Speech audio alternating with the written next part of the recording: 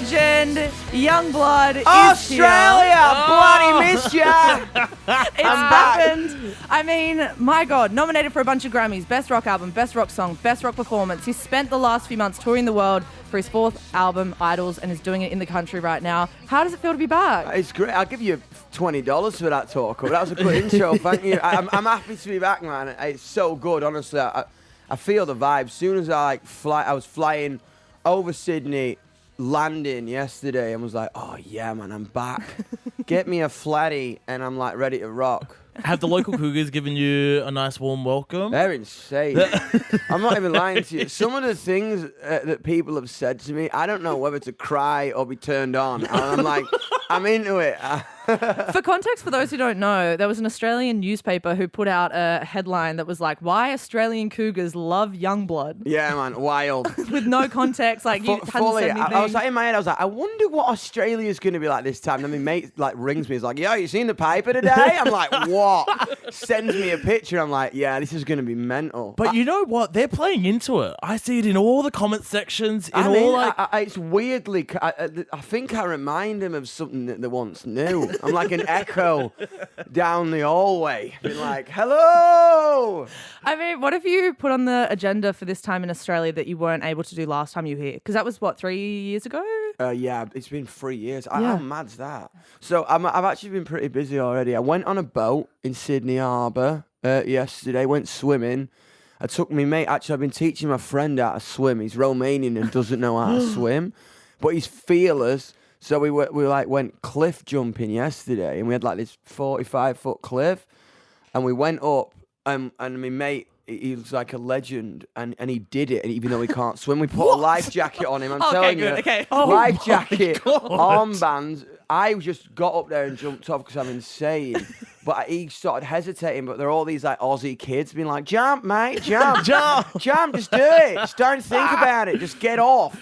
And he did it, and I was really proud of him. Wow! Usually people start with like a swimming lesson, no, or man. just not. We did a bit. We did it a bit in the diving. pool. I was like holding his little belly, and he was like swimming, which was nice, and then like straight into a 55-foot cliff.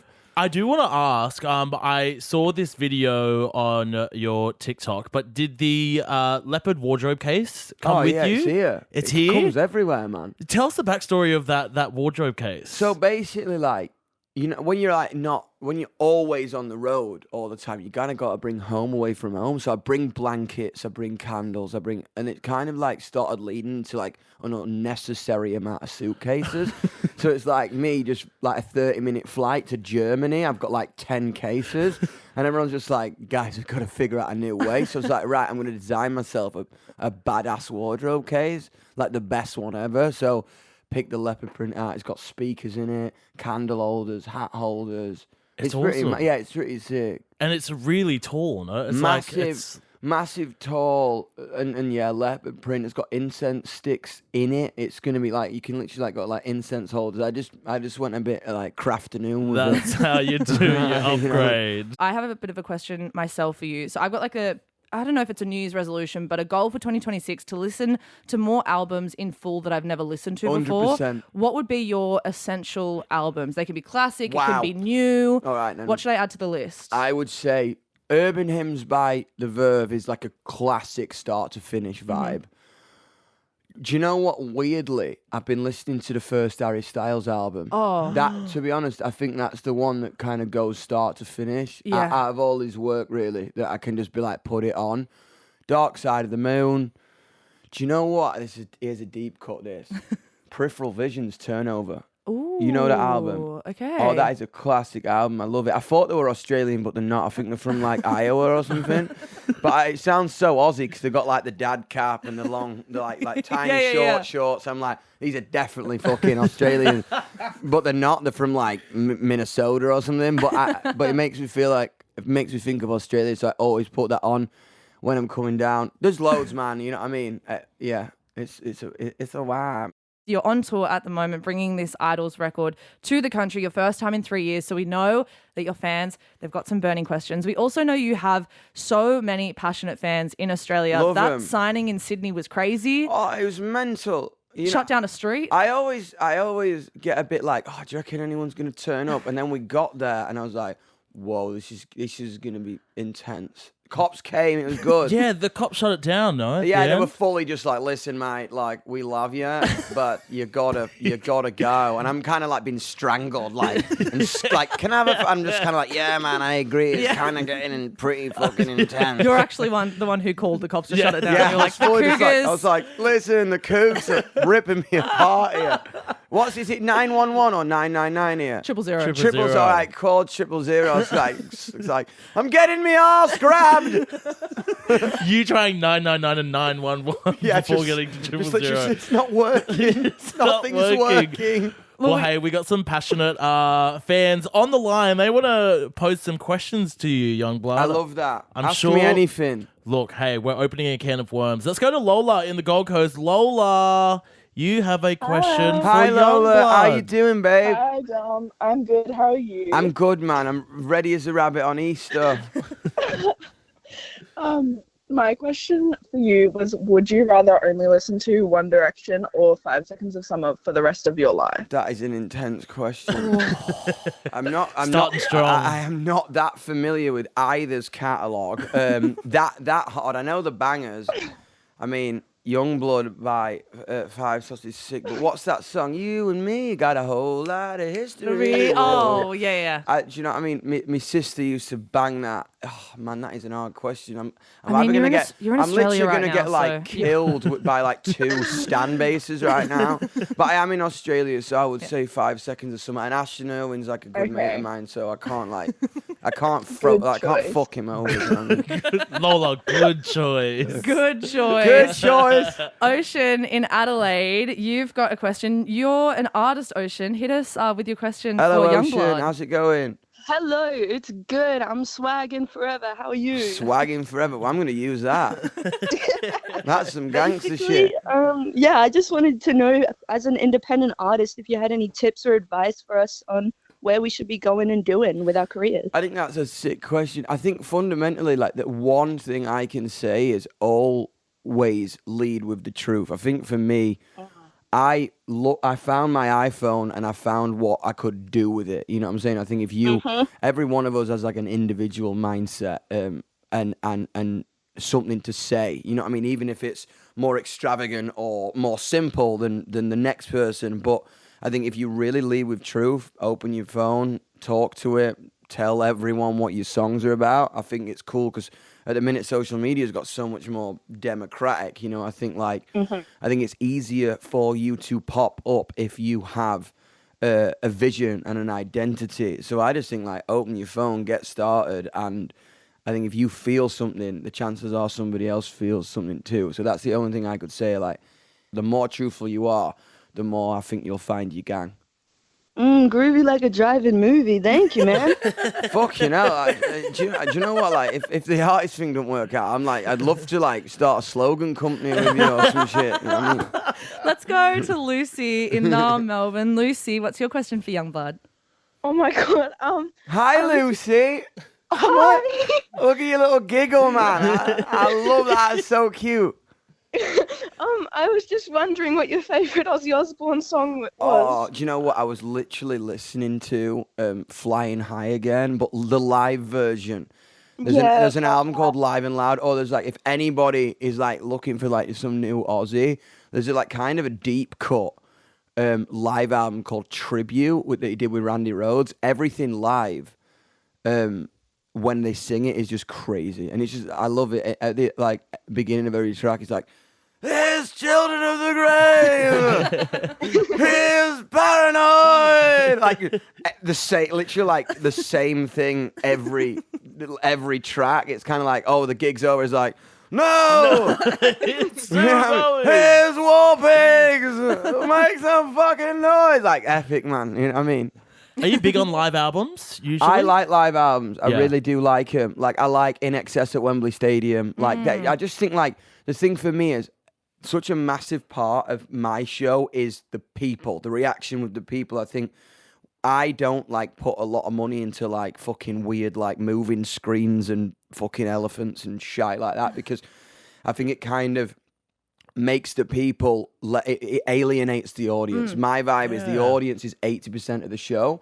So when I can hear him jump, when I can hear him clap, when I can hear him sing alongside Hutchins or Ozzy or AC/DC, I just think that's the shit, man. You know what I mean? I think. Yeah, speaking of your concerts, Jazz in Brissy, you've got a bit of a question about Youngblood's concert. Hit us with it. Jazz, how you doing? Hi, Dom. How are you? I'm good, man. On the Gold Coast, right in. I am indeed. We actually spoke on FaceTime not that long ago. In the Cute. video call. Oh my thing I God, won. did we? Hot, I love that. Yeah, I wanted to ask. I'm a concert photographer, and I forgot to ask you. Yeah. Can I please photograph one of your Brisbane shows? 100%, it's like my man. dream come true. 100%. What's your name? Full name? Jazz Wilkins. All right, cool. I'm not going to ask you. I was going to ask you to tell me your number or your email then, but you know what? Not all of Australia is going to be hitting you up. Do you know what? If you speak to the Triple J people, they'll speak to me and we'll sort it out. But yeah, man, I love the concert photography. All I just say is catch me if you can, and please don't give me a double chin or anything like that. Have my back when you upload the photos, because some fucking photographers put images up and it looks like it has been hit in the face or shit myself or something. It's literally you know what I mean? I'm like, oh great, I look like I'm taking a shit right now.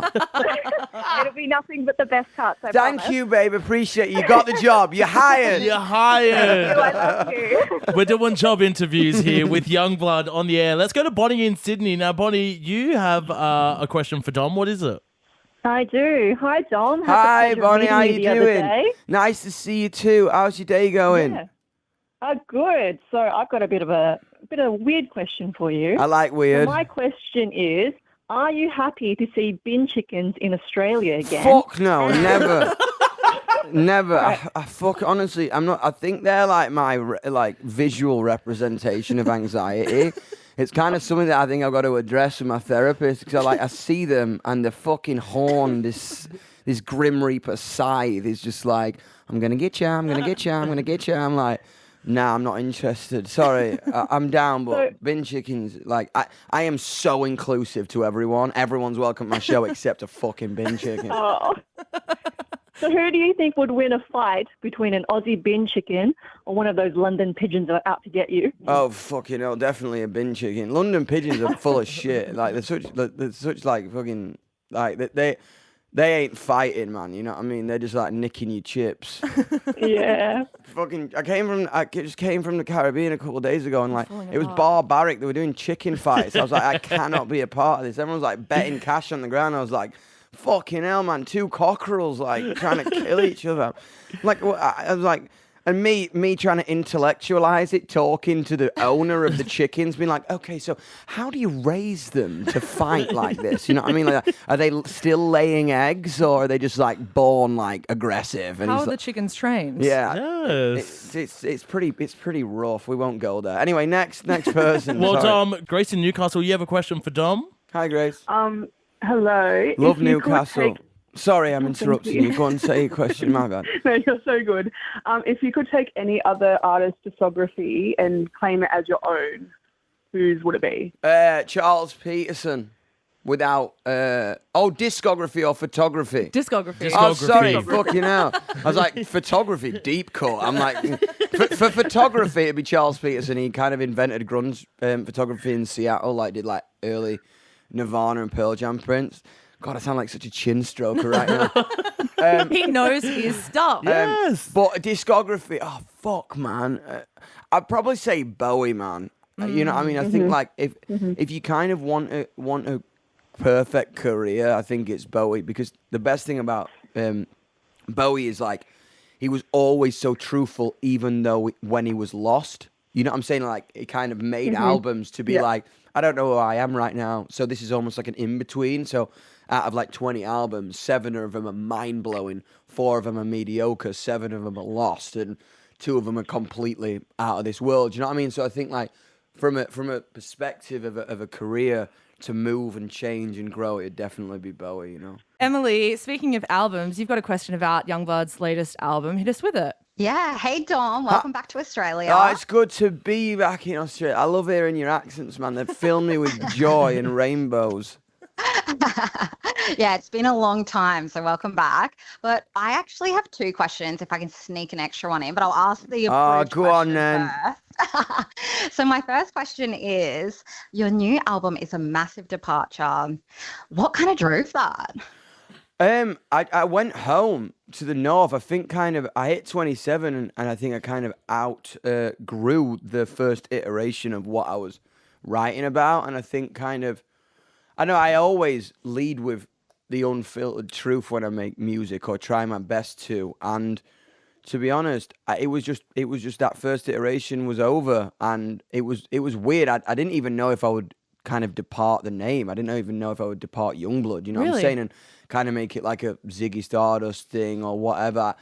But to be honest, I went home and I found an album and I don't know, I think a lot of opinions have been said about me because I've been doing this since I was 18. I think some artists come to the world fully fledged and fully ready. And when I was 18, I've almost been figuring myself out in real time. I think that's kind of been my strongest thing, you know. I think I've not been like, this is what I do and now I'm going to give you 15 albums. Like I was 18 when I wrote 21st Century Liability. I was pissed off with what I thought the world was, you know, and then I've just kind of been leading from the gut ever since. And Idols was me going home and reclaiming myself, you know. I just went home. I went home with fish and chips, rainy gravel, and lager beer, and Idols came out. Inspired by fish and chips. Gotta do it, man. We have Jess in Melbourne with the final question, and I think that this might be the most important. This might be the toughest to answer. Oh shit! Jess, take it away. I'm coming at you with a very hard-hitting question here. All right, go on then. I gotta know, you're often wearing leather pants all around, especially on stage. I gotta know, are you baby powdering when you're on stage before you jump in there? Can I tell you? What's the sweat situation like? So do you know what? I ain't baby powdering, and to be honest, I ain't even wearing underwear either because. You're just freewheeling. That's freewheeling leather pants, man. I got me leathers on, but it's this very specific thing, right? I got given Iggy Pop's leather pants. Yeah, did you bring them down on? No, they stink now. I've had to remake them. I'm very hygienic, me. I do not like bad smells, you know what I mean? So I'm always like, leathers, you can't wash them. You know what I mean? There's a specific way to wash them. So I had to copy Iggy's pants because they're really thin. They're like chicks, biker leather. So they're really thin leather. But then I put these cowboy chaps on top, and that's what's fucking roasting. So my vibe is I get a shower, wash me winky, lotion, like, you know what I mean? Occasions like coconut vibe because that just like always smells good, you know what I mean? It's like if you're hooking up with someone at a festival, isn't it? Like after day 3, you just got to lotion up before you like go in there because slip, slop, slap. That's what I'm saying. So I do that, and then I get off stage, get back in the shower, wash me winky again, and then I take my leather pants and I dip them in water and apple cider vinegar, and then you got to lay them out in the sun. There you go. It's a full thing. So that's how I got like 5 pants on rotation, but that's how my bollocks don't stink on stage. You know what I mean? You got to keep it like literally perfume them and everything. It's a full thing. Before care, after care, during care. 100%, yeah. No, but no baby powder. I just think that it gets chalky. Yeah. You don't want 100%. chalky balls. You don't want Kind of weird. You get a bit of a break in touring before you're back on stage in April. Yes. What are you going to do in that time? Write an album. To be honest, I'm in LA for 2 months before the tour, and we're trying to knock another record out. What can you tell us about it? Do you know how it's going to sound? Do you Inspiration? know what? I think it's going to be a little bit more. I think Idols was so maximalist. I think it's definitely going to be obviously rock rooted guitars. I've been listening to a lot of like Jeff Buckley, Stone Temple Pilots, but also I've been bumping a lot of INXS and a lot of the Rolling Stones. I think I want to make Idols was so maximalist and deep, right? It was very about shedding skin and going really deep to kind of figure out who I am.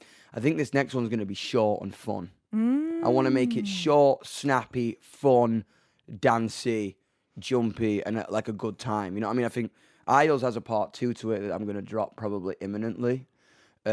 and then I'm going to get in the studio in February and write another record. Look, it sounds perfect for a festival, I will say, and we wanted to talk about Bludfest. It's a festival that you create, one of our favourite things that you do. Last year's lineup featured some Australian acts, Peach PRC, Chase Atlantic. Are you cooking up a 2026 edition, and could we ever see it in Australia? Yeah, man. To be honest, I think that's the next play in Australia. I think I was so surprised about the amount of you that wanted to come to the shows this time. I was like, you never know, man, because I've not been here for 3 years, so I was like, did they forget me? You know what I mean? And you're kind of isolated down here, you know what I mean? It was like floating around doing your own thing. But it was amazing to see the response, and my goal is to bring Bludfest to Australia in 2027. Well, we can't wait. I mean, we can't wait to see you wrap up the rest of this tour. Honestly, be back down here as well. I will, man. Honestly, you can't keep me away. I think I'm just going to come and hang out. I think I might move here for a bit as well. Why not? Well, hell yeah. If you need a side job, I mean, Abby, Tyrone and YUNGBLUD. Do you know what? I would love to do a week residency with you all. That'd be so fun. Honestly, wake up, go swim in the ocean. What you don't know is this has been a soft launch for just that. That is just literally soft launch, bit of foreplay for you all. Softest launch, YUNGBLUD. Thank you so much. Also, Grammys are around the corner. Best of luck. Touch that wood for me, guys. Touch that wood. We're all touching that wood. Bring that fucking energy from Australia, because I am jet lagged. Hey, maybe you can leave us with a song from an Australian artist who you'd put on the Bludfest Australian lineup. Who would you pitch? Do you know what? Like, I had this crazy story. Like a couple tours ago, me and my guitar player had a little bit of a fight. So I went up to my merch guy and I demanded 5,000 Australian dollars from the merch stand to kind of run away to prove a point. I don't know, like, you know when you're young and you're like, yes, I'm the fucking singer, you couldn't do this without me. My face on your shirt. I'm just gonna leave, you know what I mean? And another merch guy was like, yo, you sure you should be doing this? I was like, dude, I love you, man, just give me the fucking money. So I'd met a girl a couple of years ago on New Year's Eve in Currumbin. Currumbin Bird Sanctuary. You know, I mean, that's where I got that from. And I was like, you know what, I headed to the airport and was like, yo, I need a flight now. And it's like, are you YUNGBLUD? I'm like, shh. Not today. Not today. I was like, so I got a flight, went up there, hung out there for a couple of days. And then I heard Parcels were playing in Byron. So then I went there, and I didn't really know who they were, but this girl's like, this band's fucking great. We got to go see Parcels. And I was like, I'm going to go see... I went to see Parcels, and I loved them. And do you know what I mean? I think after that beautiful, mad story, I would like to introduce to the nation of Australia Tied Up Right Now by Parcels. Play that record.